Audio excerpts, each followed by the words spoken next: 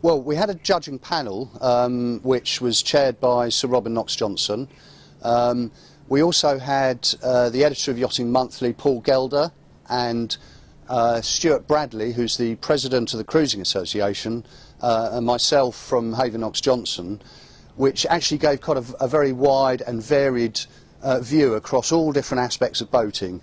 So we sat down, we reviewed and evaluated all the entries, drew up a shortlist, and it was quite a long drawn-out affair, very interesting, but very productive, and we did all come to an agreement with who the winner should be. Basically, that Haven Academy is trying to encourage aspects of boating that aren't able to get at other sources of funding.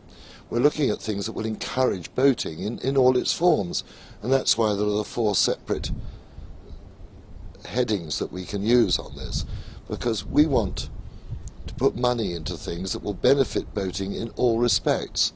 So it's not an award for doing something well, it's an award for wanting to do something that will benefit boating people inland, offshore, wherever. The way it differs is that it's there to provide funding for ideas rather than reward past successes. Well, it's always interesting being involved with Robin, and Paul Gelder and I see things from a similar point of view, but he's a professional journalist and I'm an amateur sailor, so we had 3 different perspectives on the situation, and that was the interplay was quite fascinating. Well, it was certainly in some cases, because there was such a wide variety of projects that were being put forward, everything from preserving our yachting heritage to encouraging youngsters to sail. And in some cases we had to go back to the people who'd put in their applications and ask further questions of them before we could reach a decision. Well, we deliberately set the criteria broadly so that there are a number of different headings that you can apply for. And what we were trying to achieve there was supporting boating in a number of different aspects.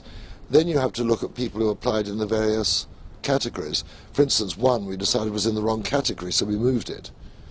Unfortunately, it didn't win even then, but it nevertheless was quite a nice idea, but frankly, we just felt there were better ones.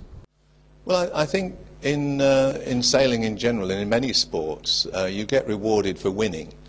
But this scheme actually rewards people and encourages them to take part in events and to organise projects.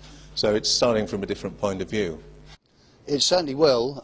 We've already putting plans in place to launch the 2012 Academy, which will be announced at the Southampton Boat Show this year.